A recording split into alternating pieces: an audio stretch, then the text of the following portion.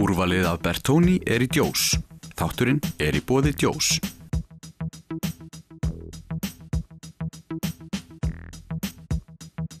Taktíkin í boði Lemon á Akureyri.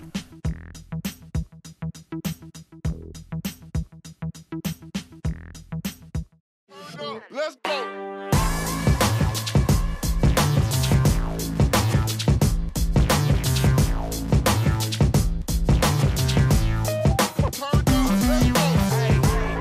Já, velkomin aftur. Við höldum áfram. Nú það fótbolti. Hún mætt til mín í settið, hún Harpa, leikmaður Hamrana. Velkomin. Takk. Þú varst að fá 2 viðurkenningar fyrir tímabilið núna. Hvað viðurkenningar voru það? Besti leikmaður og leikmaður leikmannanna. Og ég var að tala hérna við eldri leikmenn í liðinu. Það er talað um það á æfingum að það hlutverk að stíga á tærnar á ykkur og kenna ykkur á lífið og tilveruna. Hvernig þín upplifun af Hamrunum? Bara frábær hópur sem bara frábær vettvangur líka fyrir unga leikmenn að stíga upp og spila í þessa hörku deild sem að fyrsta deildin er. Og þetta bara blanda af ungum leikmannum og þessum eldri og reyndari kannski, sem bara frábær blanda finnst mér. Það frábær blanda, þið vinnið vel saman? Já, mjög og mórallinn mjög flottir og það bara mjög nauðsynlegt líka að hafa þessa reynslu meiri. Hamrarnir hafa tækið í gríðarlegum breytingum núna á síðustu árum og þetta eins og segir, þetta orðinn góður vettvangur fyrir yngri leikmenn í bænum. Og þegar maður horfir á leiki þá sér maður að það full ástæða fyrir því að vera með 2 lið í bænum. Já, það klárlega nauðsynlegt bara, það ekkert alltaf, það stór skref á milli annar flokks og Pepsi-deildarinnar að fara beint í Þórkáa. Þannig að Hamrarnir bara svona frábær stökkpallur fyrir okkur hinnar að taka skrefið og verða betri leikmenn og geta þá í framtíðinni spila með efstu deild eða Þórkáa.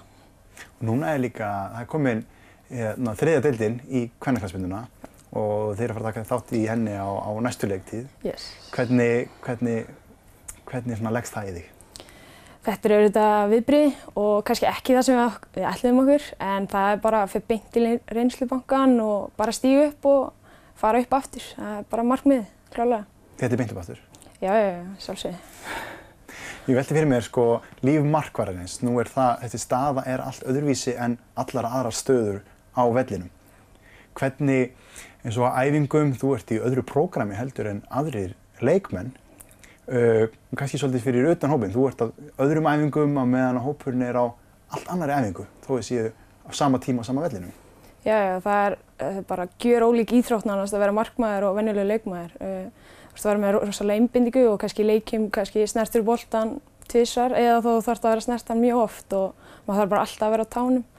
Og æfingaprógrammin okkar kannski öðruvísi, það eru kannski meira í fitness, að hlaupum og þannig, en við erum bara með öðruvísi fitness. Við erum að geta fært okkur á milli staðið upp fljótt og svona, þetta bara mjög ólíkt.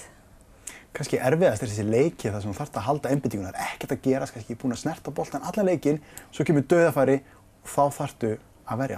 Já, það bara, markmannstæðan þú þarft að vera með 100% einbindingu allan leikinn og það getur alveg verið erfitt stundum, sérstaklega þegar það ekkert að gera. En það hlýtur að vera samt svolítið mikilvægt fyrir markmennina líka að vera á æfingum með hinum að því þið eruð jú í sama liði þótt að sé ólíkt. Já, náttúrulega samskipti líka stór partur og vera með samskipti við vörnina og geta stjórna henni og geta unnið vel saman. Það myndi ekkert ganga ef við myndum bara æfa alltaf einn og sér. Þá mjög nauðsynlegt að vinna með þeim og geta átt sig á hvar veiklingar og styrkleika leikmannanna og svona. Bara geta að tala við þar. Það mjög mikilvægt. Það er skemmtilegt að nefna þetta því að þegar maður horfir á vellinu, þú ert mjög dugleg að öskra leikmennina áfram fyrir fram að þig. Já, mér finnst það líka bara góð leið til að halda einbeitingu og mér finnst mjög gott þegar sérstaklega þegar leikmennin hlusta og bara samskiptin á milli, já, mér finnst það mjög gott.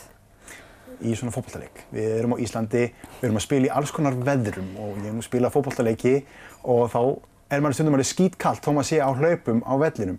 Markmaðurinn, þetta dálítið önnur staða. Þú ert ekkert á hlaupum allan leikinn. Ég ekki á hlaupum og þegar það gerist þá kannski reynir maður að taka nokkur skokk eins og við hefur kannski séð einhverja markmenn gera og eitthvað svoleiðis og það bara ein auka hitatreyja ef veðrið býður upp á það Hvernig þessar æfingar sem þið eru að gera, þetta mikið af andlegum æfingum, undirbyrðið andlega fyrir leiki? Ekki mikið, kannski maður hugsa svona, hvað getur gerst í leikjum og ef maður getur horft á leiki, með hinum liðunum og bara að hugsa hvað getur gerst, já, og svo náttúrulega mikilvægt í markmannstöðunni að þú færðaði mark eða eitthvað, einbytta sér bara að næsta skoti, ekki vera bara, ég hef átt að gera þetta. Maður þarf bara að hugsa það eftir leik og það tók mig alveg smá tíma að læra það og ég enn að læra það og þannig að fyrir unga markmenn þá það bara mjög mikilvægt að læra það sko, og átta sig á því. Halda hreinu hlýtur að vera besti í heimi fyrir markmann. Það nánast bara eins og svona að skora 1-2 mörk í leik eða svo sko, þannig að það okkar tilfinning þannig sko. Svo getur verið erfitt að höndla þessa pressu að því að þegar þú faraði mark þá fær þú skammirnar en það er bara vörnin líka, vörnin að kenna, stundum getur þú bara ekkert gert í þeim færum sem vörnin er að hleypa mönnum í. Nei, og náttúrulega það oft talað að hann fer í gegnum fyrst hina 10 sko og það er náttúrulega erfitt og að vera ekki með neitt fyrir aftan sig en mér finnst það bara mjög gaman að vera svona smá ábyrgðað hlutverk og þetta er bara krefjandi og alltaf skemmtilegt sko. Hvenær ferð þú út í það að æfa mark? Það var mjög snemma sko og ástæðan fyrir ég fór mark var treyjan, það var ekki að ég nefndi ekki að laupa eitthvað, það var bara að mér langaði, mér fannst það flotta treyjur og þess vegna ákvað ég að prófa að fara í mark, ætli það hef ekki verið í 7. flokki eða eitthvað eldra ári eða eitthvað svoleiðis. Og þú hefur haldið þig þarna síðan? Ég hef verið það síðan, en reynt að spila eitthvað úti líka með. Nú kláraði þetta tímabil, þú liðið fyrir niður en þú kláraði með viðurkenningar það að þú var staðið þig mjög vel. Hvert stefnir þú í þessari íþrótt? Ég stefni náttúrulega bara að spila í efstu deild og bara reyna að ná eins langt og ég get og bara, þú veist, alltaf reyna að stefna hærra og hærrar. Er markmiðið núna að komast í byrjunarliðið hjá Þórkáa? Já, allavega svona næstu árin kannski, þá er það næstu skref, já. En allavega eins og þá hefur þú tækifæri til þess að spila á meistaraflokks-leveli, þarf ekki að spila í öðrum flokkum og það hlýtur að vera gott.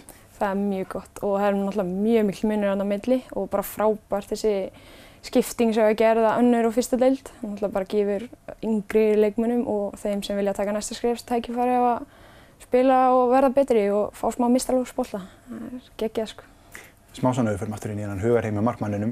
Ertu að undirbúa þig mikið undir, ég er að fara að mæta þessum framherja, hann skýtur á þessa staði, er það aðalega í vítaspyrnu sem þú ert að stúdera það?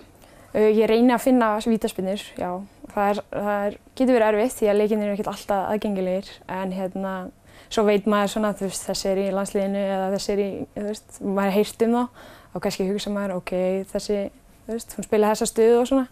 En svo reynir maður bara að hugsa, þetta er bara, maður æfir þetta á hverju ári og bara búinn að æfa þetta lengi og þetta er alltaf eins, bara að vera tilbúinn og vera öllu viðbúinn. Já, þetta er viðbragðið rosalega mikið í markinu. Já, það er rosalega mikið þannig. Ertu að fylgjast með hvernig leikmaðurinn er að skjóta boltanum eða þú verður að byrja áður en boltinn er farin af stað í skutluna oft á tíðum? Já, maður þarf að reyna að átta sig á því og staðsendingin er náttúrulega líka bara kannski númer 1, 2 og 3 í þessu. Að vera vel staðsettur þá ertu kannski fljótari að lesa þetta og þannig sko. Þannig að þú þarft að hafa alltaf mikið í kollinu til þess að vera markmaður og þess vegna sér maður kannski markmenn spila lengur en aðra leikmenn. Já, það er klárlega þannig. Þetta er mikið í kollinu bara. En klárasti maðurinn, hann þarf að vera í marki? Já, ef við ekki að segja það bara. Við skulum segja það bara. Takk fyrir spjallið, Harpa. Við kíkjum yfir í auglýsingar. Bosvíl skyrtur í miklu úrvali. Þátturinn er í boði í Jóð.